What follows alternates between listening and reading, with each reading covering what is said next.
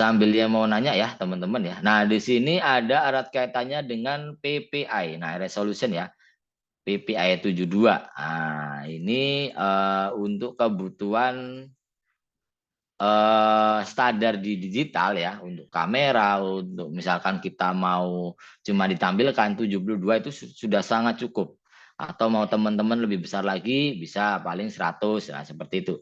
Nah tapi untuk kebutuhan percetakan usahakan menggunakan 300 ya. Karena apa? Nanti berkaitannya dengan yaitu tadi resolusi dalam satu gambar itu dia bakalan lebih padat lagi. Seperti itu ya. Jadi nanti ada contoh gambarnya.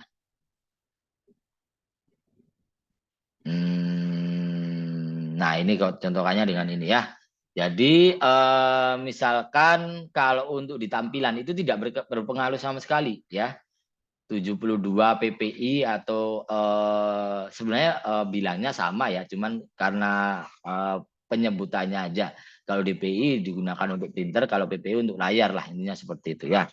Nah, biasanya kalau di 72 DPI atau PPI gitu ya, dia pasti lebih sedikit ya. Nah, seperti itu ya per inch-nya. Tapi kalau untuk percetakan ya usahakan minimal 300 dpi, itu biasanya lebih kelihatan lebih rapat lagi pixelnya, lebih banyak lagi. Nah, benar kata Mas siapa tadi, seperti itu. Nah, ini contohnya misalkan kalau teman-teman untuk digambar digital gitu ya, 180 kali 135 dia menggunakan 72 ppi gitu ya. Nah, seperti ini dia gambarnya lebih kelihatan jelas seperti itu. Nah, kalau dikurangi di PPI-nya dia agak ngeblur sedikit ya, agak kurang tajam lah. Intinya seperti itu. Nah, terus kemudian di 18 ppi dengan ukuran segini gitu ya, dia pasti kelihatan nggak jelas. Nah, seperti itu. Itu adalah kaitannya dengan PPI ya. Perbandingan resolusi beberapa image digital gitu ya. Jadi untuk sesuaikan dengan kebutuhan ya teman-teman pastinya. Misalkan memang kalau outputnya dia untuk kebutuhan percetakan ya gunakan PPI atau DPI yang agak besar. Tapi cuman untuk kebutuhan di gambar ya 72 itu sangat cukup. Standarnya sih seperti itu. Oke. Nah, ini contohnya misalkan dengan PPI ukurannya sama tapi PPI-nya lebih besar. Nah, itu bakalan kelihatan lebih jelas lagi ya, teman-teman ya. Terus kemudian ini saya lanjut lagi. Nah, di sini ya. Jadi ini perumpamaannya teman-teman ya. Jadi misalkan kalau teman-teman punya gambar ukuran 3008 kali 2000 pixel, terus PPI-nya 72 akan memberikan ukuran cetak 41,7 kali 27,7 inci ya. Terus kemudian gambar 3008 dan sama dia mempunyai PPI 300, dia akan memberikan ukuran cetak per inch-nya itu 10 kali 6,6 inch ya. Jadi seperti itu. Jadi bisa lebih padat lagi ya. Nah, PPI akan menjadi penentu ukuran cetak dengan cara membagi pixelnya. Jadi misalkan 30.000 pixel dibagi 72 ppi itu jatuhnya ke arah 41,7 inch. Jadi lebih lebar lagi, lebih banyak lagi. Tapi kalau misalkan untuk 300 ppi ya, 300 pixel dibagi 300 ppi jadi ada 10 inch per pixelnya ya, per titiknya. Jadi lebih padat lagi kan otomatis seperti itu.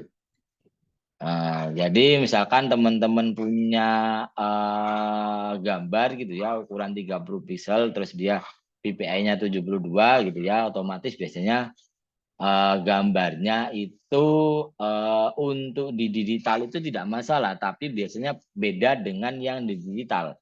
Untuk cetak itu pasti lebih bagus di PPI yang agak besar. Jadi perbedaannya cuma di arah situ saja ya. Nah, ini terus DPI ya. Jadi dot per inch ukuran jumlah dot semprotan tinta ya. Semprotan tinta pada printer yang digunakan tiap horizontal dan biasanya juga vertikal per inch-nya. Nah, biasanya pada printer modern menggunakan resolusi 300 dpi dan 600 dpi. Sedangkan mesin fax menggunakan resolusi setara DPI ya. Ini maksudnya kalau fax kan dulu cuman buat ngeken gitu ya. Nah, pada dasarnya DPI yang besar akan menghasilkan gambar yang lebih bagus namun tetap tergantung pada kualitas kertas yang digunakan. Beberapa kertas, karena kalau bermain kertas itu ada namanya daya serapnya ya. Nah, beberapa kertas daya serapnya tinggi sehingga warna kadang saling pas satu sama lain dan beberapa jenis kertas yang lain mempunyai efek yang berlawanan. Jadi misalkan kalau teman-teman ngeprint dengan kertas apa ya, art paper atau kertas biasa ya. Kalau misalkan teman-teman lihat itu kan yang sering teman-teman beli itu adalah kertas biasa, kertas HVS biasa lah gitu ya. Nah, itu kan dia punya daya serap pasti ya. Supaya apa? Supaya tinta tadi kan bisa nempel. Intinya seperti itu. Nah, biasanya kertas yang lebih bagus itu digunakan untuk kebutuhan cetak foto digital. Misalkan apa? Untuk cetak foto pas foto, cetak foto untuk bingkai dan semacamnya. Nah, itu biasanya digunakan kertas foto yang dia memang punya kualitas yang lebih bagus dan daya serapnya juga lebih tinggi. Biasanya seperti itu. Nah, misalkan kita ketahui bila kita menggunakan Photoshop misalnya gambar beresolusi 300 dpi dan 600 dpi kelihatan sama, tetapi gambar 600 dpi sebenarnya akan lebih halus lagi. Dia akan lebih detail lagi, lebih halus lagi seperti itu. Makanya kan tetap harus disesuaikan untuk kebutuhan apa dulu. Ya, gitu ya. Kalau teman-teman untuk kebutuhan di arah sebentar ya.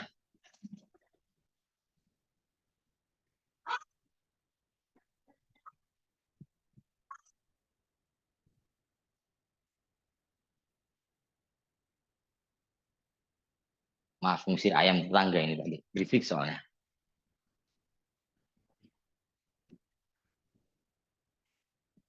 Saya lanjut lagi. Nah, istilah DPI sebenarnya ditujukan untuk menunjukkan resolusi sebuah printer atau mesin cetak. Jadi dia punya DPI-nya masing-masing, semakin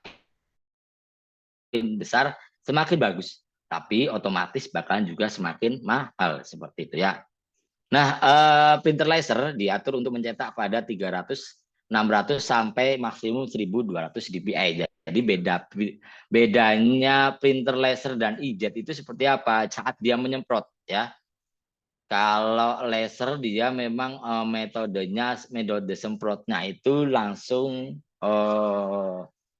mengeluarkan banyak tinta kalau biasa. Tapi kalau inkjet itu dia modelnya satu persatu ya.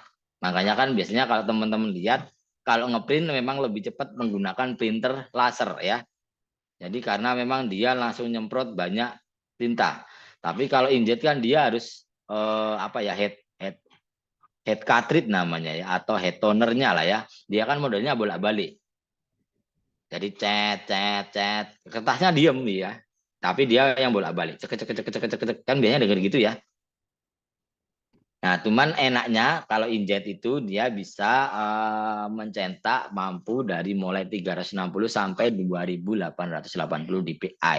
Nah, biasanya dia lebih kelihatan bagus lagi. Nah, seperti itu karena memang dpi-nya otomatis dot per inch-nya juga lebih padat lagi. Nah, ini contohnya. Jadi misalkan dalam satu pixel atau dalam satu inch aku bilang gitu ya. Nah, ada 72 dot. Nah, jadi misalkan ini dibagi aja. Ini berapa dot gitu ya. Total ada 72 dot. Nah, seperti itu. Bukan total sih. Maksudnya dalam satu inch itu ada segitu. Kurang lebih seperti itu.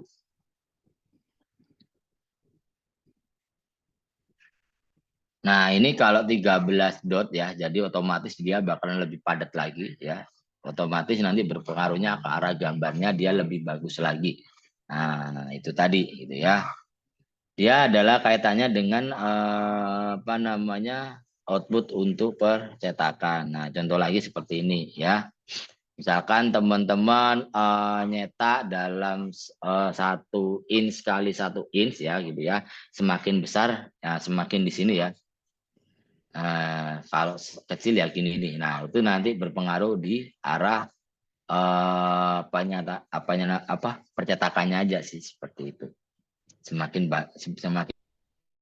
ya, misalkan di sini contohnya kalau teman-teman melihat lingkaran gitu ya.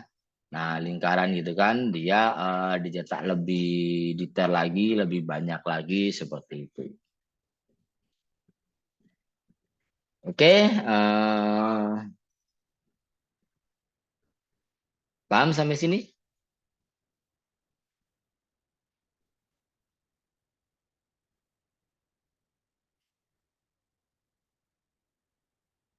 Di sini ada yang kebiasaan nyetak-nyetak nggak? Misalkan nyetak untuk banner, untuk brosur gitu misalkan. Buat desainnya aja sih, Pak. Desain. Oh, berarti belum nggak sampai nyetak-nyetak juga berarti ya. Iya, Pak. Cuma buat desainnya aja. Nah, biasanya kalau nyetak-nyetak itu apa ya? Kadang nggak diperhatikan ya. Jadi misalkan kok kenapa apa namanya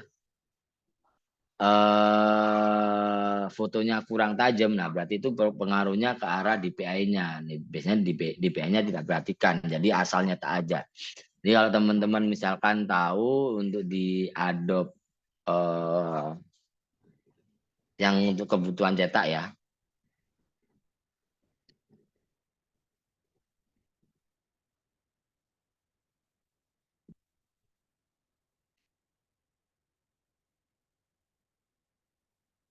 Nah, ini ya. Jadi di sini tuh bisa dikatakan ya, teman-teman, kaitannya dengan DPI tadi. Misalkan ini kan Adobe Illustrator ya.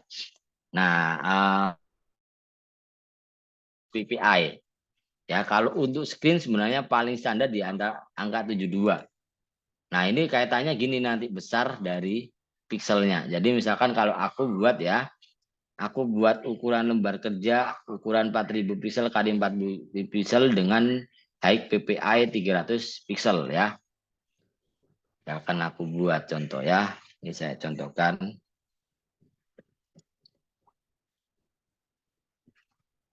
Misalkan saya save aja langsung bentuk JPEG gitu ya.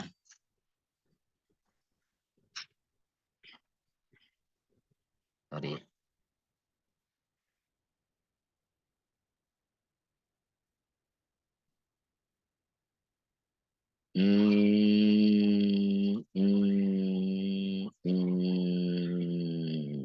Tes 1. Ini masih muncul ya. Misalkan tadi kan 4000 kali 4000 pixel ya. Terus aku nge-save-nya tak buat di high PPI ya.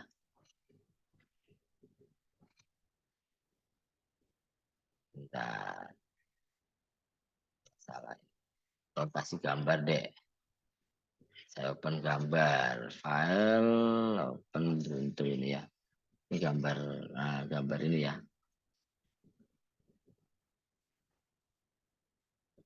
Ini aku save dengan export. Export as JPEG misalkan ya. Tes 1. Aku buat 300 ppi ya. Tadi itu ukurannya kalau nggak salah. Ntar aku save dulu. Oke.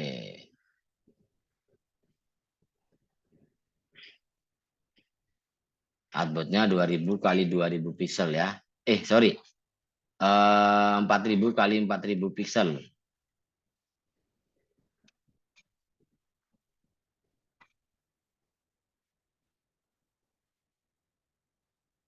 Outputnya ya 4000 kali 4000 pixel. Nah ini aku lihat di save-nya. Biasanya dia resolusinya semakin besar. tes 1. Nah,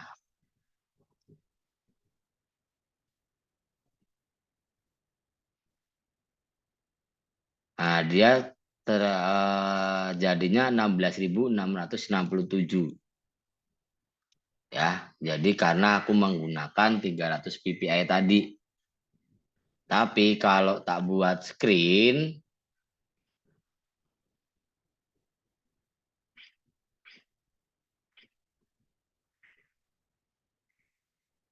tes 2, tak buat screen, dia ukurannya bakalan sama. Nah ini ya, besarnya aja udah kelihatan ya, ini 900 kilobyte, ini 6,5 megabyte ya. Nah di sini otomatis ukurannya bakalan sama, 4000 kali 4000 pixel. Tapi kalau semakin tak besarin ya jatuhnya segitu itu tadi ya. Nah, 16.000. Paham ya sampai sini ya. Jadi khusus untuk kebutuhan cetak, jadi gunakan memang PPI yang besar ya. Agar apa? Agar tidak pecah, agar lebih tajam lagi gambarnya, terus kemudian pixelnya juga lebih rapat lagi. Nah, seperti itu. Oke, nah terus kita lanjut line per inch. Nah, line per inch itu adalah pengukuran resolusi percetakan dalam sistem yang menggunakan screen half tone namanya. Secara khusus ini adalah ukuran seberapa dekat baris di grid half tone berada. Semakin tinggi LPI maka gambar akan lebih detail dan tajam. Nah ini kaitannya sebenarnya lebih ke arah ini ya. Nah seperti ini. Jadi line per inch. Jadi line per inch itu jaraknya ya. Nah, jadi misalkan LPI-nya semakin besar ya jaraknya semakin rengket gitu ya. Tapi kalau LPI-nya kecil dia semakin jauh. Nah, modelnya gitu. Nah, ini nanti berpengaruhnya juga pada cetakan gitu ya. Nah, majalah dan koran sering menggunakan sistem halftone. Kertas koran tidak terlalu padat, memiliki dot gain atau color bleeding yang relatif tinggi, sehingga kertas koran biasanya sekitar 85 LPI. Nah, kertas yang berkualitas lebih tinggi seperti yang digunakan dalam majalah dan semacamnya memiliki dot gain yang rendah dan dapat berkisar hingga 300 LPI dengan kertas kualitas glossy. Ya, jadi kertasnya glossy gitu ya. Nah, konversi dengan halftone ini sekarang sudah dilakukan secara otomatis menggunakan alat yang disebut image setter. Nah, ini saya juga belum pernah lihat sih. Jadi kalau bedanya adalah nanti dalam segi jarak untuk nyetaknya ya. Jadi di LPI sama DPI kan dot per inch-nya ya. Nah, ini adalah line per inch. Jadi semakin jauh jaraknya, dekat atau jauh seperti itu. Jadi semakin lebih padat lagi ya, semakin lebih. Jadi kalau nyetak itu kita kan menimpa-nimpa ya. Jadi misalkan kalau di gambar ini tadi deh. Nah, ini kan sistem kita nyetak ya, teman-teman ya. Nah, ini model halftone namanya. Nah, jadi kita menimpa-nimpa, misalkan kalau kita mau nyetak warna biru seperti ini, itu tidak serta-merta langsung jadi kayak gini, dia ditumpuk namanya ya. Ditumpuk dengan seperti ini, kayak gini, tambah ini, nah tambah ini jadi ini, nah baru jadi biru seperti ini. Nah, jadi bukan dicampur, tapi ditumpuk modelnya halftone itu. Nah, itu ya, sampai jadi seperti itu. Gitu ya. Nanti saya jelaskan lagi. Nah, halftoning, proses perubahan continuous image gambar utuh grayscale atau gambar berwarna menjadi dot-dot yang bervariasi baik dalam ukuran, bentuk atau dalam jarak untuk mencetaknya ya. Jadi seperti ini. Jadi saat teman-teman melihat gambar namanya halftone ya, itu adalah sebuah perulangan itu ya. Nah, semakin halus dan semakin kasar saja. Seperti itu. Nah, Halftone juga dapat digunakan untuk merujuk secara khusus ke gambar yang dihasilkan oleh proses ini, karena printer tidak dapat mencetak continuous tones yang terdiri dari derajat keabu-abuan berwarna. Gambar harus diubah dulu ke arah halftone ya.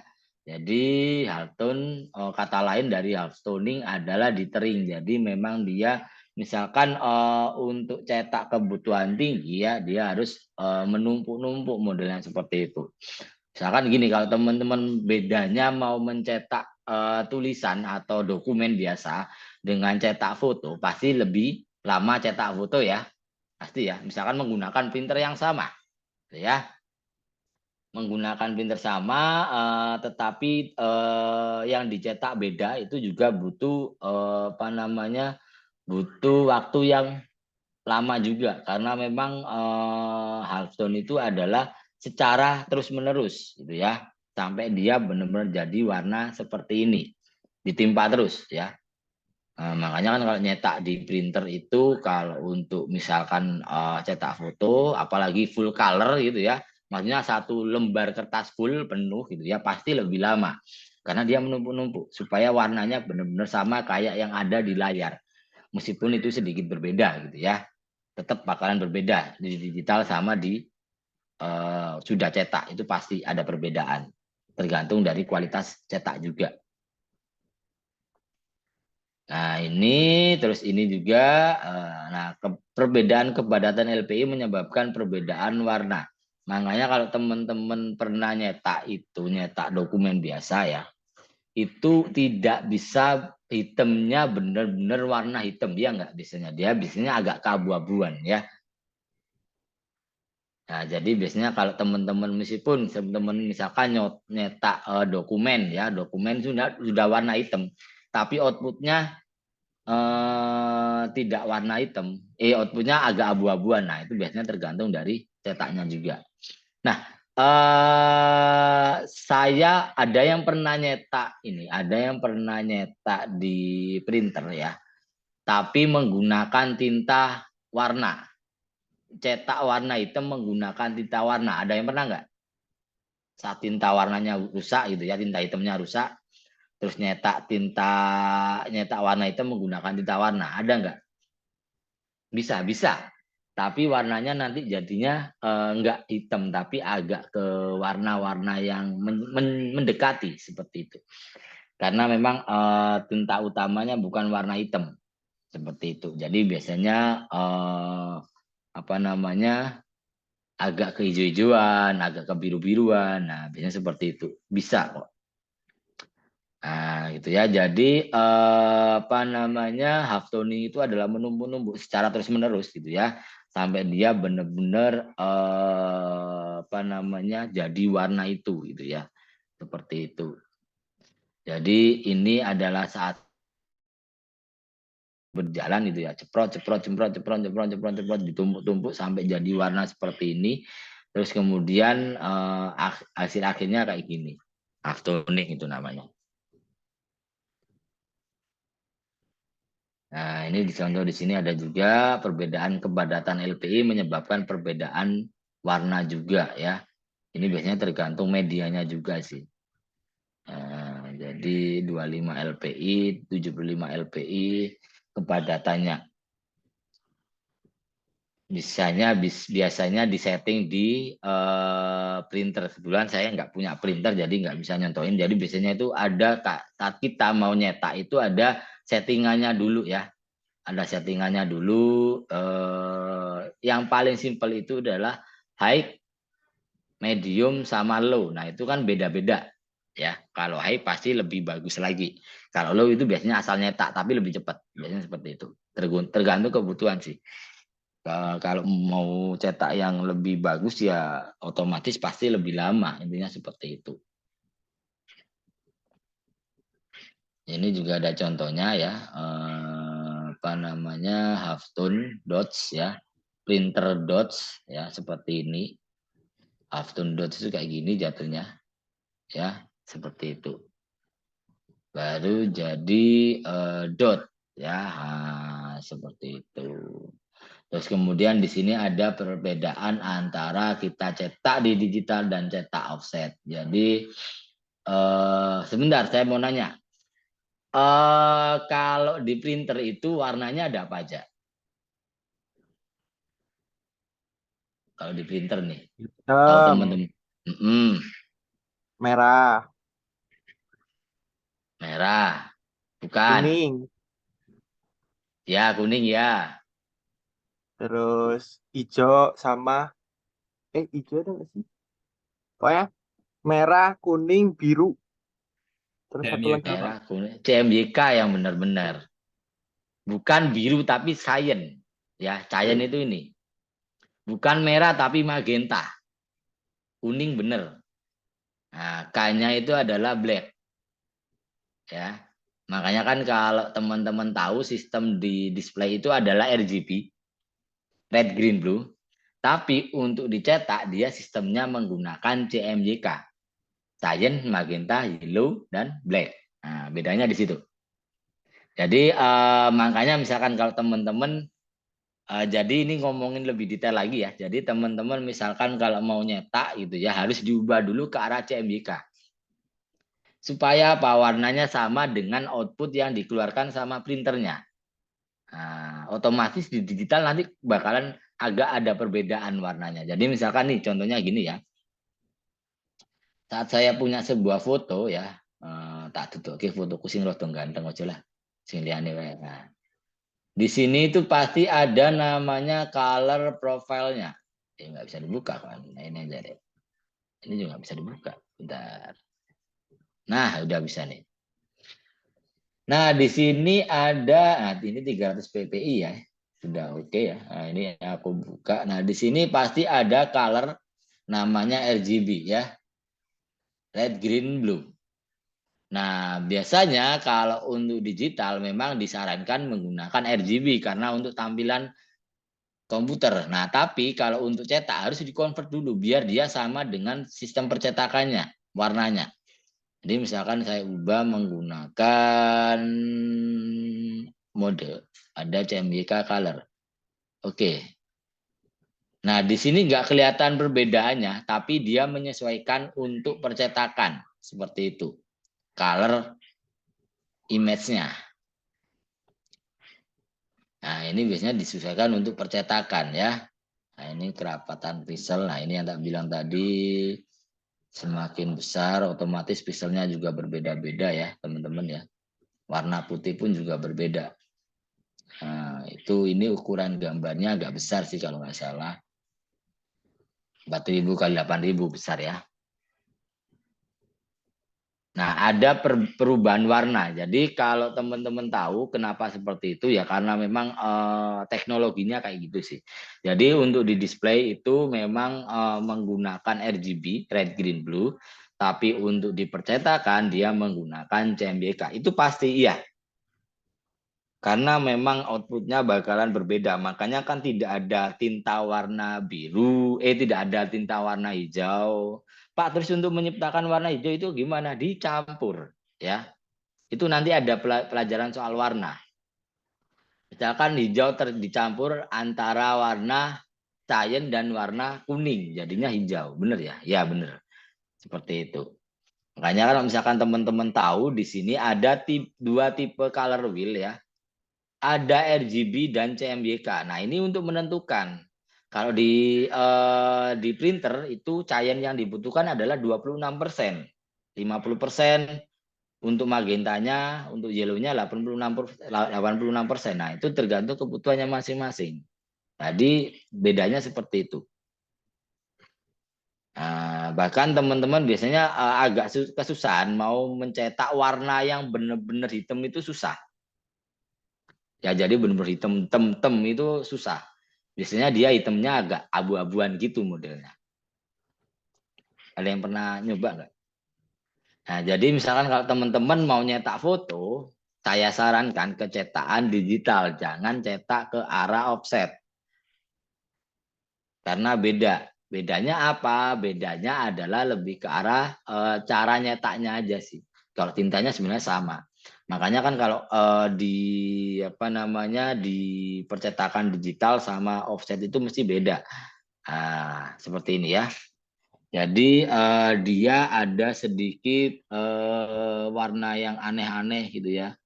Nah, ini ya. Nah, Sebenarnya ke arah outputnya saja sih. Ya, jadi seperti itu soal pixel ya, berkaitan dengan PPI, berkaitan dengan DPI, berkaitan dengan LPI. Berarti teman-teman sudah paham karena erat kaitannya dengan arah output dan inputnya. Outputnya ke arah percetakan, inputnya ke arah tampilan di layar teman-teman. Nah, seperti itu ya. Resolusinya seberapa. Nah, untuk kebutuhan cetak, saya mending pilih yang DPI-nya agak besar, ya udah nggak apa-apa. Karena memang untuk dicetak.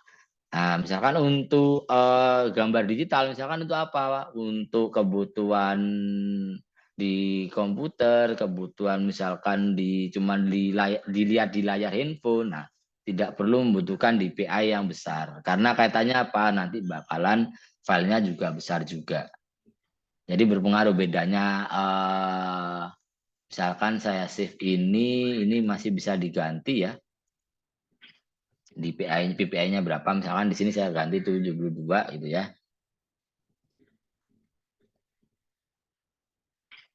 Nah, otomatis kan dia bakalan berubah nih pixelnya ya. Ya enggak sih? Nah, kalau tak buat 300 balik ke arah tadi. Tak buat 150, nah ke arah tadi. Besarnya ngaruh ke sana. Seperti itu. Jadi kalau untuk tampilan layar saja tidak membutuhkan benar-benar detail banget ya. Tapi untuk kebutuhan cetak memang butuh yang lebih detail karena nanti arahnya hasil cetaknya yang berbeda seperti itu. Bakalan berpengaruh, bakalan bukan cuman sekedar besar pikselnya ya, seperti itu. Nah, 72 300 3000, nah dia lebih besar lagi gitu ya. Seperti itu.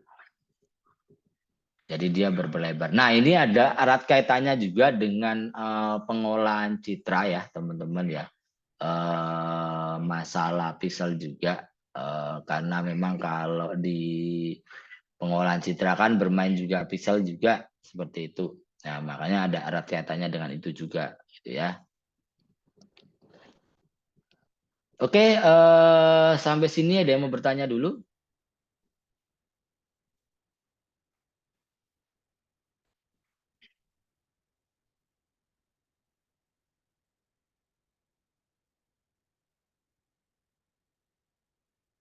Biasanya orang kayak gini tuh digunakan apa ya, kemampuan teori kayak gini tuh digunakan dalam hal di dunia percetakan sih. Jadi mesti biasanya kan kalau teman-teman mau nyetak gitu ya harus nyesuaiin dulu, harus diedit dulu gitu ya dari sananya, makanya menyesuaikan seperti itu.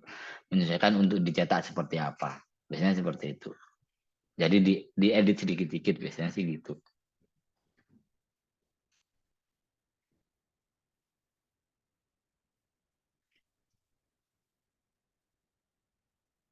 Oke, seperti itu teman-teman. Ada yang mau bertanya? Nggak ada, Pak. Oke, saya presentasikan tadi lupa di awal ya teman-teman. Presensi dulu sambil ada yang mau tiba-tiba nanya silakan. Oke, yang pertama ada Mas Abdul Rahman Zauhari hadir. Tidak ada ya. Terus kemudian Mas Ahmad Fahrid Hadir, Raihan Pak. Mas hadir. Oke. Mas Nathan Firdaus Hadir, Pak. hadir ya. Mas Dafa Faizuddin Hadir, Akhnaf. Pak. Oke, Mas Diaski Hadir, Pak. Hernanda tidak ada. Gary Lodowik Putra Saban. Mas Gary. Hadir, Pak. Hadir, Pak. Nah, dipanggil Mas, dipanggil lah gitu ya. Mas Haidi. Hadir, Pak. Hadir. Oke. Mas Ibrahim tidak ada, Mas Ilham tidak ada, Mas Khairi Saria tidak ada. Mbak Lili tidak ada. Mas Romi Fadli. Hadir, Pak.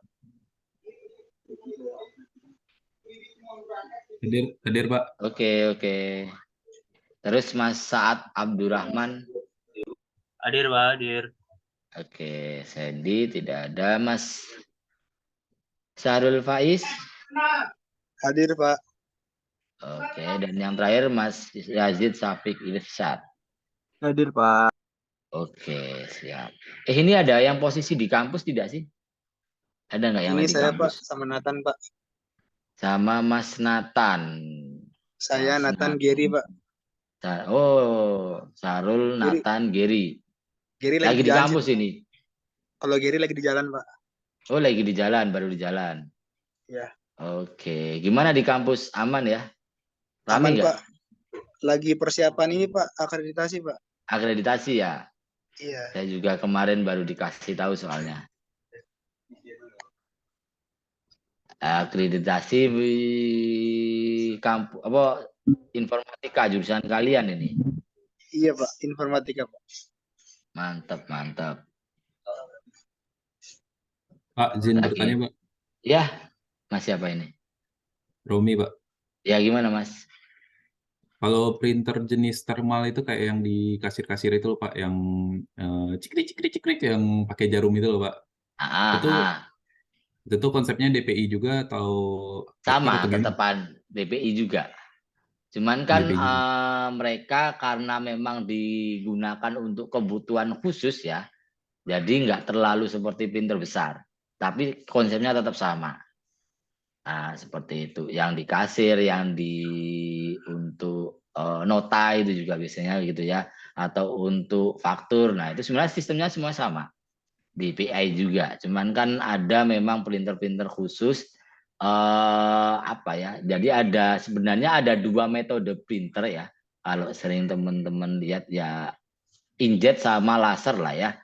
Terus kemudian sistemnya cuman bedanya di cara untuk ngeprintnya aja sih. Kalau inkjet memang satu persatu, makanya dia agak lama gitu ya. Dia harus bolak-balik. Tapi kalau apa namanya, kalau laser itu dia sekali keluar, makanya lebih cepat. Tapi nek tak saranin untuk lebih bagusnya, sebenarnya lebih bagus printer inkjet seperti itu. Karena dia lebih bagus. Karena terus tahan lama juga gitu ya. Jadi kan ada juga nih kadang yang sebenarnya kalau di printer itu ada beberapa apa ya, ada beberapa hal yang perlu diperhatikan ya. Mulai dari kertasnya, terus tintanya itu juga berpengaruh, sama kualitas printernya itu juga berpengaruh. Kualitas printer itu tadi ke arah ini ya, ke arah apa namanya kualitas DPI-nya gitu ya. Nah itu juga berpengaruh. Baik, Pak. Makasih, Pak. Oke. Jadi biasanya tergantung DPI. Kalau DPI untuk printometer kayak itu biasanya kecil sih. Kecil banget. Biasanya cuma berapa ya? 100 apa 200 gitu. Kecil-kecil. Nah, tapi kalau untuk awetnya sebenarnya lebih awet printer laser. Karena memang tidak sistemnya tidak nyemprot tidak nyemprot langsung ya. Jadi biasanya dia lebih awet. Terus juga biasanya printer itu juga punya printer kemampuan itu punya batasan dia bisa berapa kali cetak, berapa ribu sih, tapi nggak sedikit, biasanya ribuan gitu ya. Makanya kan kalau teman-teman menggunakan printer inkjet khususnya ya, itu mesti tiba-tiba kok printernya tidak ngeprint ya, dia sudah melewati batas printnya. Nah, jadi printer itu punya batasan. Jadi jangan teman-teman asal ngeprint gitu ya, enggak, tapi punya batasan gitu ya. Seperti itu. Nah, terus ada juga printer-printer khusus yang memang dia bisa nyetak dengan skala besar.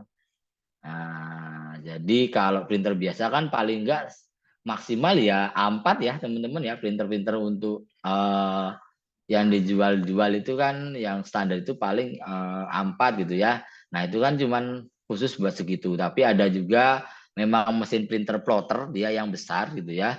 Yang dia bisa nyetak secara besar kertasnya. Nah, itu ya. Cuman biasanya kalau kayak gitu ya harganya juga lumayan juga. Biasanya digunakan untuk ini sih, untuk percetakan offset gitu, outdoor gitu ya. Nah, itu menggunakan jenis plotter. Nah, karena dia bisa mencetak dengan ukuran yang sangat besar. Terus ya apalagi ya, ya itu sih kalau setahu saya gitu ya. Jadi printer itu juga punya kapasitas masing-masing. Oke, good job. Nah, ini jawab penalaran yang menarik ya soal printer. Karena memang kaitannya ya kalau grafika itu ya. Jadi kaitannya bukan cuman input saja tapi juga output. Ya, jadi nanti juga ada materi soal display ya, teman-teman. Display itu apa? Jadi ada saat apa namanya display prosesor. Ya, jadi saat dia mengeluarkan gambar, nah itu juga ada teorinya seperti itu. Dari mulai jenis-jenis tampilan layar, mulai dari monitor tabung, monitor flat tabung, flat display, ada juga monitor plasma. Nah, kalau teknologi-teknologi ya banyak ya, seperti OLED, terus Retina display. Nah, itu sebenarnya lebih ke arah teknologi sih. Tapi kalau tujuannya ya hampir semua sama sih seperti itu. Coba di sini ada yang ini enggak? Ada yang rata-rata menggunakan ini ya, menggunakan laptop ya. Iya, Pak. Nah, display laptop kalian ada yang sampai ke QSD enggak? Ada nggak yang sampai ke QSD? Saya kayaknya iya deh, Pak. Kayaknya ya. Biasanya kalau QSD itu dia tampilannya lebih besar lagi, lebih kecil-kecil lagi modelnya. Ini saya Iya. contohkan ya, saya menggunakan komputer saya itu menggunakan monitornya itu ukurannya cukup besar ya teman-teman ya. Ukurannya sekitar sekitar 4K ukurannya ya. Jadi ini saya share sedikit.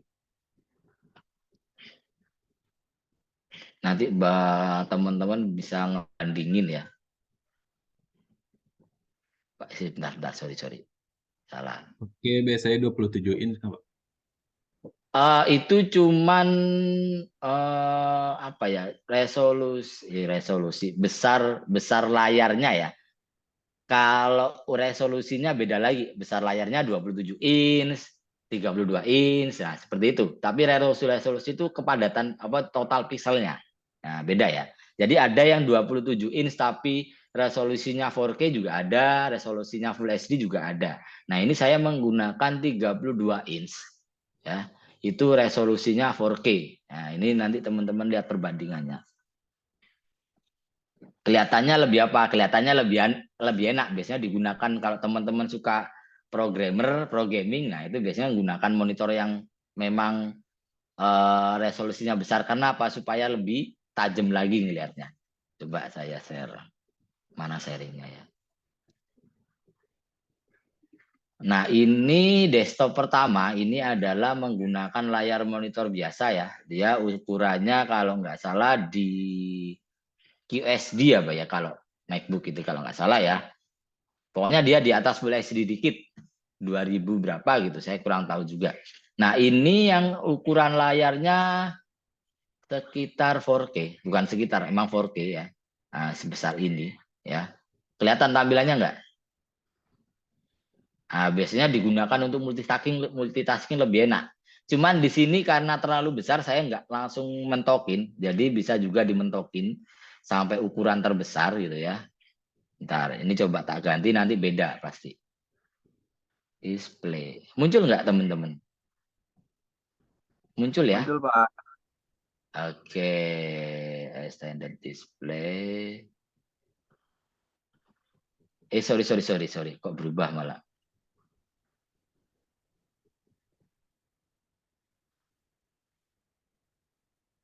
Bentar. Nah, ini tak gunakan resolusi yang QSD sebenarnya. Kalau teman-teman fullnya itu malah lebih kecil lagi, seperti ini tuh. Nah, ya kan? Lebih besar lagi space-nya ya. Ini saya menggunakan resolusi 4K. Jadi kalau ngelihat ya lebih inilah lebih besar lagi space-nya lah ya. Ini tapi aku gunakan yang agak kecil supaya matanya lebih nggak terlalu ngelihat banget gitu ya, karena memang space-nya agak besar gitu sih. Gitu teman-teman. Jadi resolusi tersebut itu. Jadi kalau ukuran layar itu banyak ya. Maksudnya ada yang 27, ada yang 19 inch sampai ke 55 inch itu ada ya. Cuman kalau berbicara resolusi itu biasanya lebih, ya itu tadi. Oh, berarti bisa lebih besar, lebih enak. Iya, lebih enak. Kita mau multitasking juga lebih enak. Ini saya menggunakan 32 inch, Mas. 32 inch resolusinya adalah 4K. Kenapa Pak kok pakai itu? Karena memang saya pengen pengen ngelihat gambar lebih tajam lagi, nah gitu ya. Nah, yang tak masuk tadi ada resolusi waktu itu adalah refresh rate atau frame rate namanya. Di sini 60 Hz. Pak, berpengaruhnya di mana? Ya itu di tadi. Di misalkan kalau teman-teman simpelnya adalah saat teman-teman nyekrol ya. Nah, saat teman-teman nyekrol gini, dia kan kelihatan patah-patah ya. Tapi kalau menggunakan frame rate yang lebih besar, misalkan 165 Hz gitu ya, dia semakin halus. Nah, bedanya itu. Resolusi apa tadi namanya? Saya agak lupa. Ya, Mending beli 4K 60 Hz atau beli Full HD tapi 165 Hz, Pak? tergantung kebutuhan, Mas. Mas siapa ini tadi? Harganya Mas mirip, harganya mirip Mas. tuh. Harganya mirip karena memang dia punya kebutuhan masing-masing ya. Misalkan kalau tadi Mas bilang gimana tadi? 27 inch. Oh, 4K 60 Hz versus Ah, Full HD tapi 165 60. Hz. Full HD 165 Hz. Nah, Full HD 165 Hz itu biasanya digunakan untuk kebutuhan gaming ya. Nah, jadi untuk ngegame itu enak, Mas. Untuk main game itu pasti ya. Tapi kalau untuk resolusi 4K dengan 60 Hz, nah digunakan untuk productivity biasanya. Productivity itu gimana ya? Contohnya ini, saya buka banyak layar itu dengan satu tampilan itu bisa. Apalagi dengan more space kayak gini, wah dia lebih banyak lagi. Kamu mau taruh WhatsApp di sini, taruh ini di sini, nah itu lebih enak lagi. Cuman memang frame rate-nya kecil, 60 Hz. Jadi kalau kita scroll untuk game itu ya kurang menyenangkan. Tapi kalau untuk productivity oke banget itu. Maksudnya ini saya nggak menggunakan PC ya, Mas. Saya menggunakan laptop, saya menggunakan cuman extender display ke 32 inch ya, karena memang untuk productivity. Nek game beda lagi ya. Nah, kalau game ya tak sarin tadi Full HD sama frame rate-nya lebih kenceng. Nah, keuntungan 4K apalagi Mas? Jadi misalkan kalau untuk kebutuhan multimedia itu sangat membantu. Yang pertama, ya misalkan tak contohlah ya saat teman-teman mengedit foto itu biasanya lebih detail lagi. Contohlah mana tadi anak buka ya. Ini saya menggunakan editing ya, misalkan ini ya. Nah, jadi itu pixelnya itu kelihatan lebih jelas ya kan? Iya enggak? Jadi kita untuk kebutuhan editing di 4K itu pixelnya bahkan lebih padat lagi, lebih enak ngezoomnya lagi. Itu sih bedanya. Kelihatan warnanya lebih detail gitu ya. Misalkan kalau mau aku ganti warna kan simpel banget tuh. Misalkan aku cuman khusus mau ganti warna kuningnya ya udah tak ganti aja tuh. Ya kan? Lebih detail kan? Ya enggak? Nah, koreksi warna lebih enak. Nah, biasanya digunakan untuk misalkan teman-teman kebutuhan editing foto. Nah, itu biasanya gunakan monitor yang lebih besar. Sama programming sih. Programming juga butuh. Nah, misalkan saya koreksi warna lagi nih. Oh, saya mau lebih detail. Nah, ini misalkan. Nah, iya enggak? Berarti dengan budget yang sama kalau kita programmer mending milih resolusi yang lebih tinggi walaupun FPS-nya lebih rendah gitu, Pak. Bener, karena itu nanti berpengaruhnya bukan cuman kita ngelihat, tapi mata kita ngelihatnya juga lebih enak, Mas. Apalagi kalau tiap hari ngoding gitu ya, teman-teman butuh monitor yang lebih tajam lagi, lebih enak dilihat, otomatis mata kita juga lebih sehat, bilangnya seperti itu. Tapi kalau memang suka ngegame, ya tak saranin ke 165 Hz. Beli ini, Mas, beli yang murah itu merek ini, Mas. Merek Xiaomi, tapi oke-oke. Beneran. Mau beli nih, Mas. Mas Romi ya? Siapa Lihat-lihat tadi? aja, Pak. Oh, Romi, Pak. lihat-lihat aja, Mas Romi ya. Mas Romi suka apa nih? Suka ngoding kah? Suka desain atau suka ngegame? Ngoding, Pak. Nah, kalau ngoding tak saranin itu. Pertama, keunggulannya tadi ya, selain resolusinya lebih besar, kalau misalkan teman-teman menggunakan aplikasi. Nah, jadi kalau Full HD ya, ini perbandingannya ya, Mas. Ini tak masih saya screen. Full HD itu cuma segini. Jadi nggak bisa lebar ya. Nggak bisa benar-benar lebar. Kita naruh ini di sini bisa, naruh ini di sini bisa ya. Nggak bisa lebar. Tapi kalau 4K ya bisa sampai space-nya segitu. Jadi misalkan kalau untuk kebutuhan ngoding ya menggunakan Visual Studio gitu ya misalkan ya.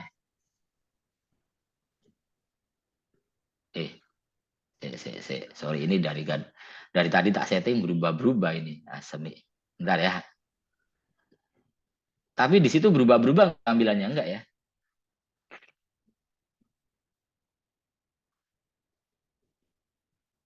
Bentar, ini gara-gara ininya akhirnya berubah nih.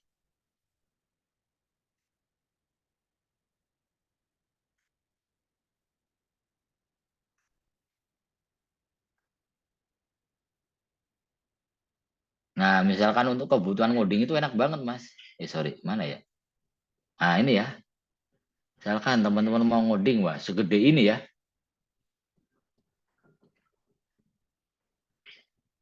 Misalkan new file lah. Nah, teman-teman bisa bagi berapa layar ini? Tuh, satu, tuh. Ya kan enak kan? Nah, seperti itu. Oh ya, kita besok mata kuliah pengolahan citra ya. Teman-teman disiapkan menggunakan apa namanya? Di situ pasti kelihatannya kecil ya, tapi di sini kelihatannya besar gitu ya. Nah, kan lebih enak, spesial lebih banyak, lebih lebar lah seperti itu. Oh ya, ngomong-ngomong di sini saya mau sedikit sharing dong.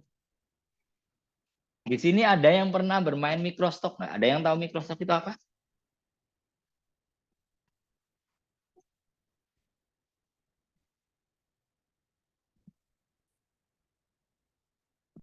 Ada yang tahu Microstock itu apa?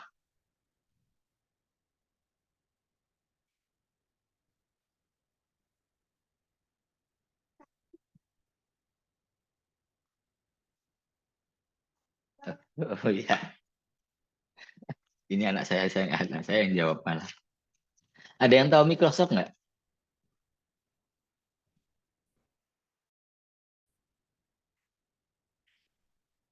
Merek, bukan. Microstock itu ini Microstock.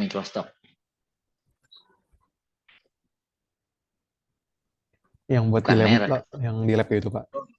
Yang buat stok itu, Pak. Buat stok ya, benar. Kayak Itu yang adalah Shutterstock gitu ya, Pak. yes. Jadi itu adalah salah satu marketplace untuk jualan aset digital. Iya, Pak, jualan, Pak. Oh, ada yang bermain. Pernah upload, Pak, cuman nggak diterima, Pak. Upload tapi nggak terima. Ditolak Mas ya, kasihan. Iya, Pak. Jadi ini sedikit sharing ya. Kemarin juga sempat tak sharing di mata kuliah sebelah. Jadi ini bisa jadi salah satu peluang bisnis yang menjanjikan ya. Jadi sebenarnya jualan aset digital. Aset digital itu apa aja bebas. Saya sudah jualan ya. Saya juga jualan. Jadi di Shutterstock, Freepik dan sebagainya saya juga jualan aset digital ya. Dan ini sangat menjanjikan. Kenapa? Karena memang dia bakalan berjalan terus. Itu. Nah, mungkin di sini sedikit sharing kalau teman-teman suka fotografi, suka videografi, suka desain. Nah, ini bisa dicoba ya. Jualan aset digital di Microstock. Nah, contohnya saya juga jualan loh teman-teman. Jadi saya jualan, kebetulan saya juga suka foto, juga saya hobi di foto ya. Dulu pekerjaannya juga moto gitu ya. Nah, ini saya sharing. Ini adalah salah satu akun saya, Shutterstock ya. Nah, dia mendapatkan earning atau mendapatkan tambahan ya. Duit, itu duit ya bentuknya. Duit dan bentuknya dolar ya. Nah, saya sudah pernah mendapatkan $961 $961,30. Saya cuma jualan aset foto. Nah, saya pernah mencarikan segitu. Itu sekitar kalau dicarikan ke dolar berarti berapa tuh? Berapa tuh, Mas? Nah, ini bisa dijadikan peluang bisnis ya buat teman-teman ya. Ini misalkan kalau saya sudah pernah menyairkan sekitar 55.000 deh. Nah, 14.400.000. Cuman jualan aset. Yang dijual apa? Simple, mainan anak tuh. Saya sudah punya anak, terus saya fotoin mainan anak saya satu persatu, tak jual. Laku. Sama dengan kita jualan YouTube ya. Tapi kalau YouTube kan modelnya harus dilihat orang ya. Kalau YouTube ya, seberapa sering kita lihat, nah itu bakalan banyak dapat duitnya. Tapi kalau ini enggak, semakin banyak kita mengupload aset, semakin banyak orang dibutuhkan. Nah, ini bisa dicoba nih, maksudnya sharing-sharing buat teman-teman yang punya hobi. Nah, bukan cuma foto yang bisa dijual, apa aja bisa teman-teman jual. Jadi apa aja itu banyak ya. Gambar itu bisa foto, bisa vektor, ya. Bisa juga gambar AI, juga bisa juga gambar offset. Nah, ada foto, vektor, ilustrasi, ya. Selain itu ada juga video. Nah, video itu ada video apapun lah. Video live shoot, ada juga video animasi juga bisa dijual. Terus musik juga bisa dijual, yang suka bikin musik, maksudnya bikin sound, bikin efek sound efek atau bikin audio, nah itu bisa dijual. Dan lumayan, maksudnya lumayan itu kita jualan satu aset itu ya. Dia sistemnya kan free royalty. Free royalty itu bebas mau dipakai sampai kapanpun ya. Tapi kamu masih punya lisensi di situ. Jadi ini masih fotomu, tapi orang sewa. Nah, gitulah sistemnya. Jadi misalkan aku punya barang nih, kamu sewa. Nah, tapi sewanya sampai kapanpun, tapi itu masih punya fotomu, masih atas nama dirimu. Nah, seperti itu. Itu lumayan. Misalkan satu foto memang kalau dibilang kalkulasi ya sedikit ya. Jadi paling enggak di downloadnya cuma per $0,10 gitu-gitu nih. 0,10, tapi kan kita bermainnya kuantitas. Bermain semakin banyak, semakin orang lebih mau cari foto gitu ya. Ini sedikit sharing sih, maksudnya di luar mata kuliah ya maksudnya. Ini teman-teman mungkin bisa coba nanti kalau memang berminat nanti bisa, Pak kayaknya saya berminat Pak, ya silakan. Nanti kalau butuh tips and trick nanti saya kasih tahu seperti itu. Ini saya sudah menghasilkan seperti itu. Dan ini uang beneran. Maksudnya uang yang dicairkan, bukan uang yang bohong-bohongan, bukan. Dan saya juga bermain bukan cuma di Shutterstock. Jadi website Microstock itu sama dengan kayak gini. Kalau teman-teman beli barang ya, beli barang di marketplace ya. Ada Shopee, ada Lazada, ada Tokopedia, Bukalapak, dan segalanya. Nah, di Microstock itu juga banyak. Bukan cuma Shutterstock, ada juga Freepik. Nah, ini Freepik. Ini saya juga jualan di sini ya. Ini kalau ini baru. Terus ada juga 123 RF, saya juga jualan di sini. Ada juga Vector Factazy, ada Adobe Stock, ada Getty Image. Nah, saya di 1 2 3 4 5 6 7 platform. 1 2 3 4 5 6. Oh, 6, sorry. Ya, 6. Saya jualan di 6 platform. Kalau misalkan satu platform katakanlah sebulan bisa $50 gitu ya. Dikali 5 ya $250 per bulan ya. Ini kalau kemarin saya mendapatkan bulan kemarin itu ya, saya mendapatkan sekitar $25 ya. $25. Misalkan dikali 5 ya, 25 kali 5 berapa? $125 per bulan, jadi berapa tuh? Mana kalkulatorku tadi? Kok hilang? Kali 15.000 bisa 2 juta lebih lah. Lumayan ya? Lumayan nggak? Ada yang tertarik? Ini saya buka-bukaan aja. Maksudnya kalau teman-teman tertarik ya monggo gitu ya.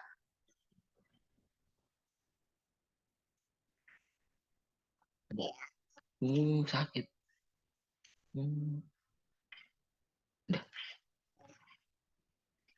Seperti itu ya teman-teman ya. Sedikit sharing aja, siapa tahu bisa bermanfaat buat teman-teman. Karena ini saya bilang jadi bisa income pasif. Nah, apalagi teman-teman nih, misalkan di sini ada yang, Pak, aku pengen cari penghasilan, gimana ya caranya? Nah, ini bisa dicoba, jualan aset. Seperti itu. Oke, ya sedikit intermezzo aja sih. Siapa tahu bisa tertarik, ya ayo gitu ya.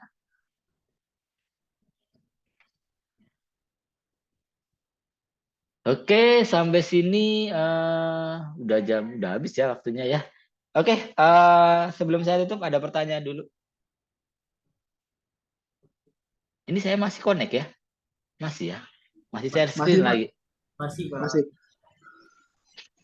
Apalagi kalian masih mumpung masih kuliah, saya ngerjain ini itu dulu waktu awal-awal zaman kuliah. Tapi habis itu berhenti. Nah, kuncinya cuma konsisten seperti itu.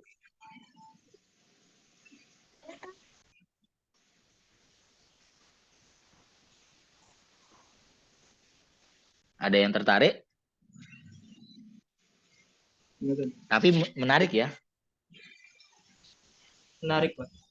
Kalau dapat duit kan menarik kan gitu ya. Iya, Pak. Ini tuh tak diemkan ya, lama-lama kalau lagi nggak pengen tak apa-apain ya tak buat tabungan. Tabungannya kan bentuknya dolar. Jadi setiap saat bisa nanti dicairkan gitu-gitulah. Lumayan lah duit. Siapa yang nggak mau duit kan gitu. Bener nggak? Ini belum saya sempat share ya soal Shutterstock ini ya. Ya paling nanti ada sedikit karena ini berkaitan dengan grafika juga sih sebenarnya ya. Cuman ranahnya ranah bisnis sih. Jadi kita jualan aset digital, orang beli. Ini yang selama ini udah laku. Saya juga jualan cuman mebel apa ya bilangnya orang ya. Cuma jualan mebel, nah difoto gitu ya. Dapat aset, dapat duit, nah, kan lumayan. Dan ini pasti dibutuhkan terus seperti itu sih. Oke, sudah jam 12 ya. Saya ngobrol ngalur ngidur malah sama teman-teman. Gak apa-apa lah ya. Sedikit ilmu tambahan baru, siapa tahu bisa tertarik gitu ya.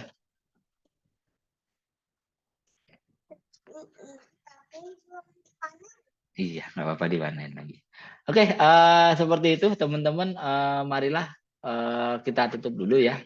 Kita ketemu lagi insya Allah di besok ya, teman-teman ya. Oke, marilah untuk menutup perkuliahan pada siang hari ini. Alangkah lebih baiknya kita berdoa dulu. Alangkah lebih baiknya kita berdoa dulu. Semoga ilmu yang kita dapat hari ini bisa berkah dan bermanfaat ya buat teman-teman semua. Oke, berdoa menurut agama dan kepercayaan masing-masing. Saya persilakan.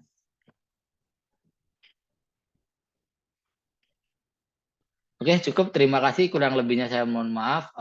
Selamat siang. Assalamualaikum warahmatullahi wabarakatuh. Waalaikumsalam warahmatullahi wabarakatuh. Terima kasih, Pak. Siap, sama-sama. Oh itu pakai aplikasi itu. Iya, Itu aplikasi. kan di Illustrator bisa. Oh iya di grid di Figma juga bisa.